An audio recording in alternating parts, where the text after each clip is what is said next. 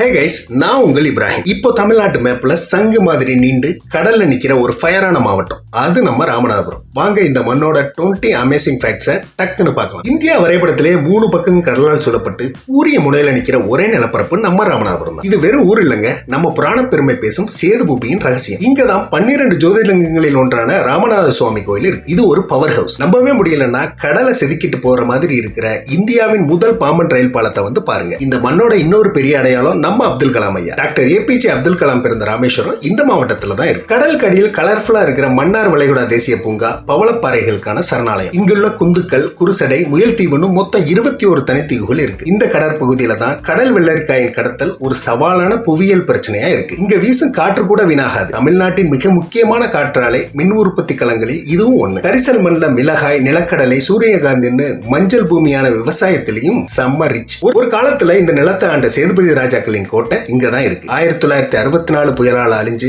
இன்னும் பாலடைஞ்ச நிலையில நிற்கும் தனுஷ்கோடி ஒரு மர்மமான ஆச்சரியம். தமிழ்நாட்டுக்கே தேவையான உப்புல முக்கியமான பங்கு நம்ம ராம்நாட்டோட உப்பளங்களுக்கு உண்டு. இங்கதான் 15ஆம் நூற்றாண்டிலேயே கீழக்கரை இஸ்லாமிய வணிகர்கள் உலக நாடுகளுக்கு வணிகம் செஞ்சாங்க. வள்ளல் சீதக்காதி இந்த மண்ணை சேர்ந்தவர் தான். நீர் பற்றாக்குறை சவாலா இருந்தாலும் இங்க மக்கள் கடலையே நம்பி வாழும் போராளிகள். புராண கதை சொல்லும் இந்த புள்ளி ராமர் இலங்கைக்கு பாலம் கட்ட ஆரம்பிச்ச புனித இடம். கிழக்கின் வெனிஸ்னு சொல்ற மண்டப பகுதியில படகுகளும் அமைதியான கடற்கரையும் ஒரு விசேஷமான ஃபீலை கொடுக்கும். பாம்பன் ரயில் பாலம் கப்பல்கள் போறதுக்காகவே சொல்லணும் டெக்னாலஜியை கொண்டது. Hats off to engineering. இந்த மண்ணில் இருக்கிற ராமேஸ்வரத்தோட புனித கிணறுகளோட ரகசியம் இன்னும் ரொம்பவும் ஆழமானது. அரிச்சல் முனை, அக்னி தீர்த்தம்னு இங்க நிறைய ஆன்மீக மற்றும் சுற்றுலா கடற்கரைகள் இருக்கு. ராமநாதபுரம் வெறும் வரலாறு இல்லைங்க, அது கடல், கலாச்சாரம், உழைப்புன்னு எல்லாமே கலந்த ஒரு பக்கா சாகசம். ஓகே கைஸ், ராம்நாத் மண்ணோட இந்த அமேசிங் ஃபேக்ட்ஸ் உங்களுக்கு பிடிச்சிருக்கும்னு நினைக்கிறேன். உங்க ஊர் எதுன்னு மறக்காம கமெண்ட் பண்ணுங்க. நான் உங்க இப்ராஹிம். அடுத்து வேற ஒரு ஊரோட இன்ட்ரெஸ்டிங் ஃபேக்ட்ஸோட உங்களை வந்து சந்திக்கிறேன். சப்ஸ்கிரைப் பண்ண மறந்துடாதீங்க. பாய்.